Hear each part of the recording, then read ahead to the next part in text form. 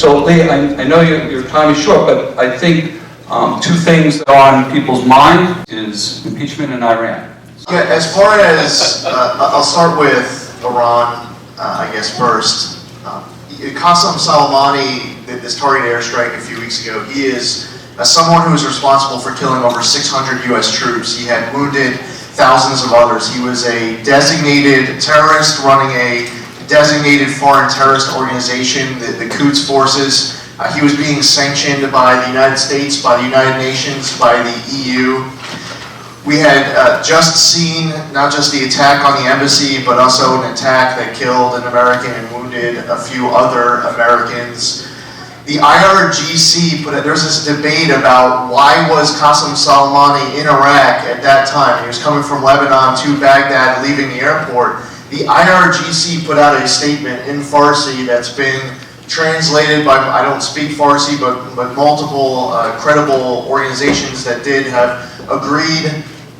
Everyone's interpretation of a key line in the IRGC statement was that he was there to confront Americans. He was there for a confrontation with Americans. So yeah, there's this debate about what goes on in a top secret briefing behind closed doors.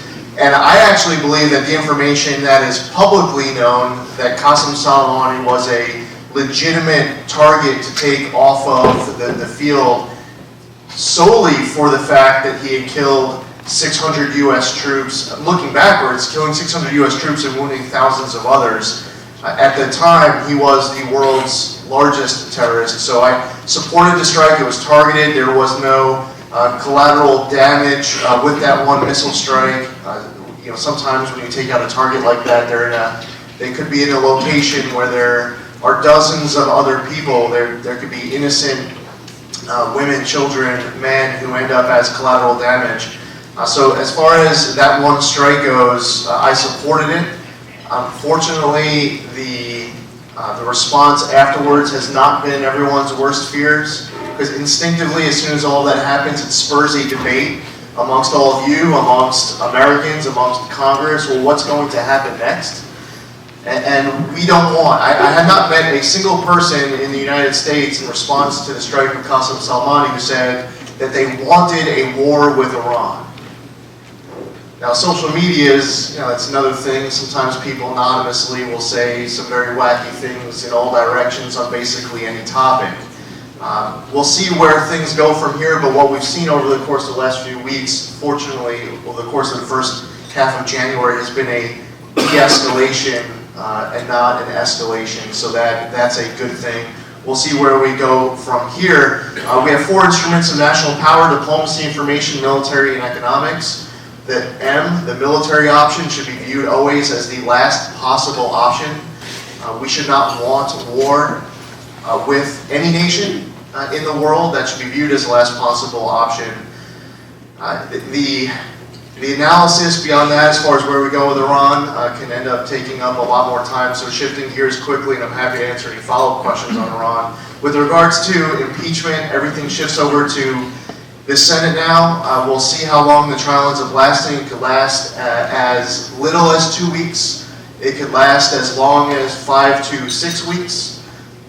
Most likely outcome, if we had a crystal ball in front of us, would be an acquittal at the end of the process, or not a conviction, not a removal at the end of the process. I don't know if that's after opening statements 2 weeks in. I don't know if that's after 5 or 6 weeks worth of a trial. That answer is just not yet known. I would be so bold as to predict it will be a partisan outcome in the Senate to what had taken place. That's a little risky there. Very similar to the partisan outcome as we saw in the House of Representatives. So we'll see how it plays out. Briefly, even though this wasn't part of the question, I do want to thank you for the intro, Joe, and to Terry, to all the board members, for all of you for being here to support HIA. It's an honor to be here, and I'm glad that it worked out where I can be here. I'm happy to answer any follow-up questions, especially about impeachment. I don't even know where you want me to go there, but there's a way for me to go where possibly everyone, they don't have food in front of them, but people could just start tossing stuff at each other, at me. It's one of those topics that hasn't been the most beautifying of topics for our country. What I do look forward to is for our country to be able to move forward stronger, united at some point in the future. And I've asked colleagues who have been around for a long time. I have some colleagues who have been in Congress longer than they've been alive. And I asked them, is this the worst thing you've ever seen it? And before this particular moment in time, but in the earlier stages of the impeachment inquiry, I would ask them this question and say, no, it was actually more divisive during the Clinton impeachment. They would reference the late 60s. They would talk about riots. There was a shooting on the floor of the House of Representatives a little over a half century ago. If you want to go way back in time, you could reference the Civil War. Every time our country's been tested, we somehow managed to get through it stronger than we've ever been before. And there are a lot of really important issues that are in front of our country, whether you're Republican, Democrat, Conservative, Liberal, that I'm sure that you would want to see us focused on and more united, if at all possible, which it is. So, you know, I kind of see where the outcome is going. Well, fortunately, there is an opportunity that presents itself after this is over for our country to move on, hopefully stronger than we've been in the past. Regardless of how these next few weeks go, for better or for worse. Yeah, and I agree with that, Lee, and I know it's a tough discussion to have, but one of the things I truly love about you is that you'll have it, right? You'll have that discussion, and that's to be commended. And I agree. I think the country's going to come out of this. I think if you look in the chronicles of history, it'll be, you know, Congress is flexing its muscles, the executive branch is flexing its muscles, the Senate's going to do what they have to do. We should come out. So, and if I can add to that, by the way, I'm not talking about it happening in March. I mean, this is an election year, and you're going into congressional primaries. You have presidential primaries. You have an election in November. You know, as far as our country coming out stronger and more united, it might not be the next day after the trial is over.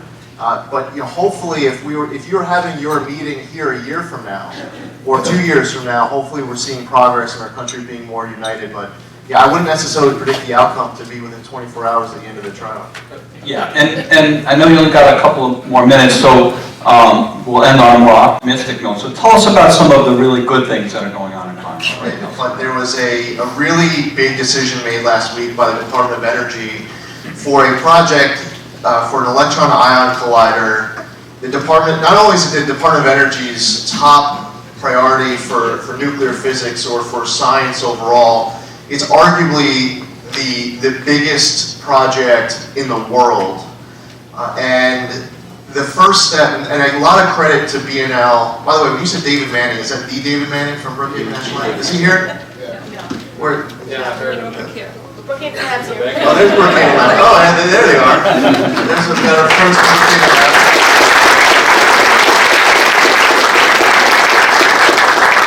So Dune Gibbs, as you all know, is the lab director there, and he was really smart working with his team on how to navigate this project.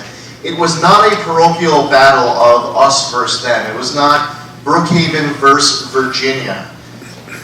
BNL's approach to this was on the technicals, to put together the best possible application to the DOE for this project. It's $2 billion just in construction.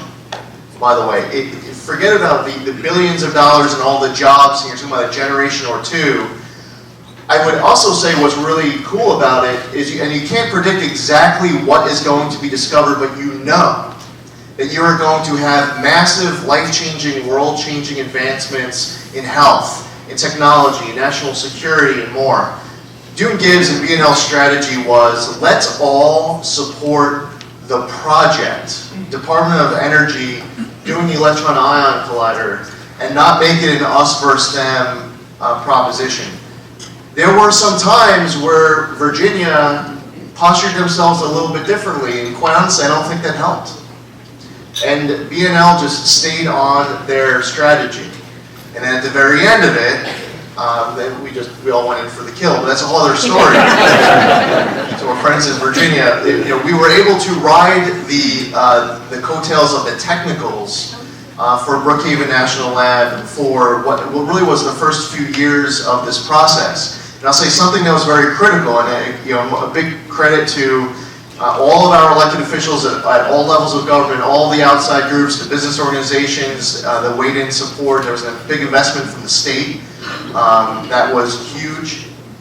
There was a key moment in time around the summer of 2018 where the lab supplemented their application with a lot of local state support, in government and out of government.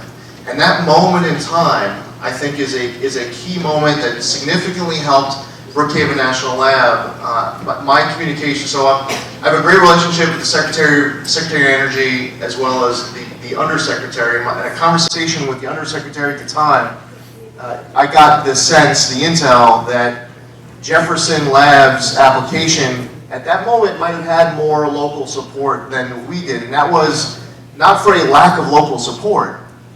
It was that B&L hadn't yet picked up that posture. So with good comms, they made a great move, and that's really with the support of a lot of people in this room. And then at the end of the process, I mean, honestly, we just went in for the kill. There's no way, other way to describe it. We don't know what is going to get discovered, but it's going to be huge. And that's a big deal I think we all should be very proud of. The next thing that I would say, just to put on your radar, not to get into a discussion about it, but a term that all of you should keep in mind in the coming weeks, months, years, and decades. Quantum computing. I'll just probably leave it there for now. Is that the right move? Yeah, for the left. Quantum computing is something that I believe that we have the potential to be in the forefront with here on the island, in our region. It's potentially, it's not just a much more secure way of communicating with each other, but hopefully as the technology advances, it'll also be a much faster way of communicating with each other. And there's a table over there that hopefully will have a really, really, really important role to play as it relates to quantum computing. On the other side of things, we talked to DC and legislation. This week, what was the highest profile item other than impeachment? It was trade. And I think that, especially for this particular group, I know that we've had dialogue, whether it's requests for exemptions from tariffs, navigating the China tariffs have been difficult for some of the business models around our country. Wanting to see an end as opposed to an extended trade war is something that I think benefits our country, because eventually if the trade war goes a certain length of time, you actually get to the point where neither side ends up winning. So seeing not just the phase one of the trade deal get signed this week, but also USMCA get passed. USMCA is estimated to have 176,000 new jobs and tens of billions of dollars of new U.S. investment. It'll help the U.S. economy. There are a lot of aspects of our economy that are going well. When I see stats come from Suffolk County or from New York State of unemployment levels going down, where we see wages going up, and we have a debate on H-2B on the east end of Long Island, and the issue is that you have more available jobs than people to fill the positions. Well, that's a really good problem to have in Suffolk County. So I think that all of us working together to the best extent possible on the economy, where you guys are prosperous and successful. I think the fact that there's so many people here in this room is a testament to leadership of HIA and really to all of you, because we want to see your companies grow to create more jobs, and there are many aspects to it. From the federal level, it's taxes, it's regulation, it's trade. And from the trade component, I think things have the potential of going in a much better direction than the opposite. It's not an easy thing, by the way, taking on China. There are some massively important unresolved issues that still need to get dealt with before you're able to say that that's done and that's a win. But I would say that this week was certainly progress. And as we saw in the Senate vote yesterday, with everything going on, they actually started the impeachment trial at the end of the vote on USMCA. And you still had about 90% of the Senate end up voting for USMCA. That's great. Thanks, I appreciate it.